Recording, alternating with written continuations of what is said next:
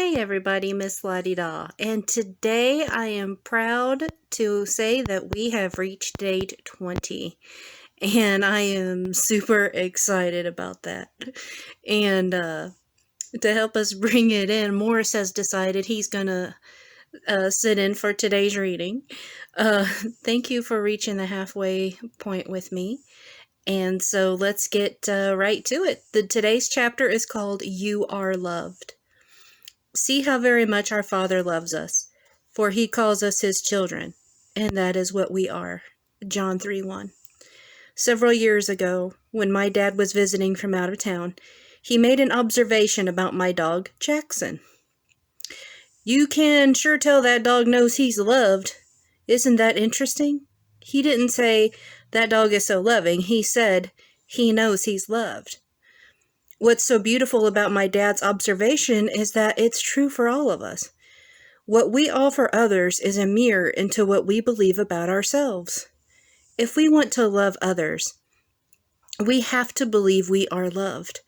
We love because he first loved us. John 4:19. After all, we can't offer something we don't have. As we wrap up exploring who we are and what God says about us, there's no better way than to reset and refocus on the fact that, above all else, we are loved. On day 10, I mentioned a worship song performed by Chris Tomlin that's really special to me. In addition to talking about how God is a good father, the chorus also says, and I'm loved by you. It's who I am. It's who I am. It's who I am. What if that was it? What if that one line summarizes the most important thing you need to know as you get back to you? You are loved by God. That is who you are. That's the source of your identity. That's your value, significance, and worth. And everything else about you pales in comparison.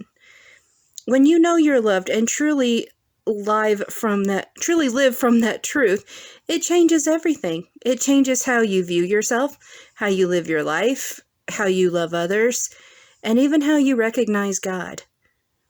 I have a million stories about my dog Jackson, but I'll never forget one particular night at the farm.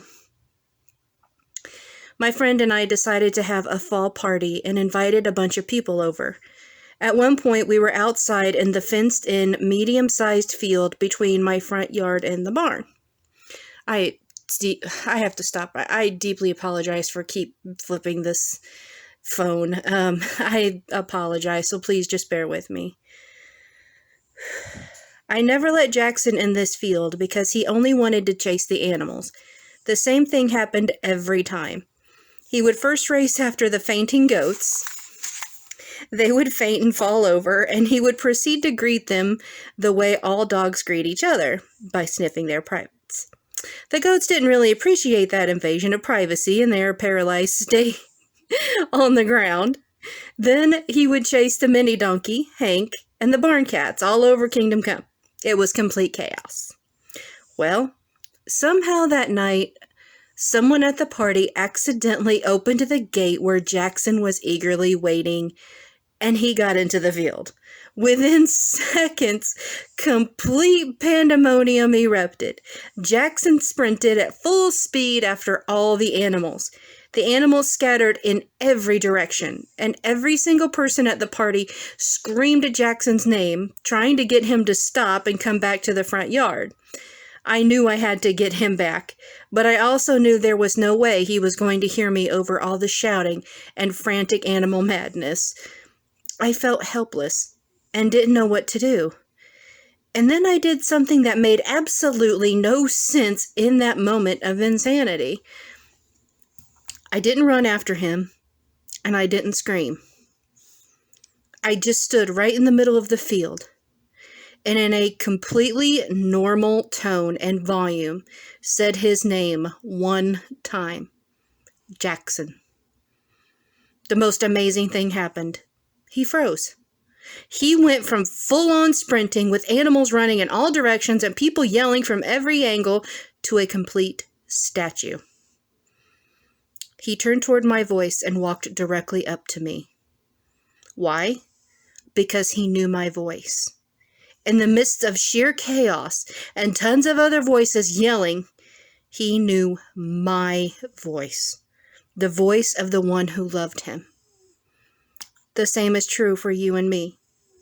When you know you're loved by God, you can discern his voice among all the others in your life. Then you can find your identity, your source of confidence, and even your sense of peace. Everything changes when you remember that. First and foremost, you are loved by God. God is a good Father, and you are loved by him. That is who you are. Reflection and prayer. What's it like to think of your main source of identity as simply being loved by God? When you remember that, how does it change your confidence, your sense of purpose, and even the voice you listen to? Spend some time in prayer today, asking God to help you learn to not only remember his love for you, but to actually feel it, even in the midst of chaos in your life. That's going to do it for, I can't talk. That's going to do it for day 20. Yeah, I'm still suffering with a terrible cold, so bear with me reading still. My glands are all swollen, as you can tell, and I'm struggling. But I'm glad that we made it together through day 20. And this is Miss Lottie Daw and Morris. Have a good night.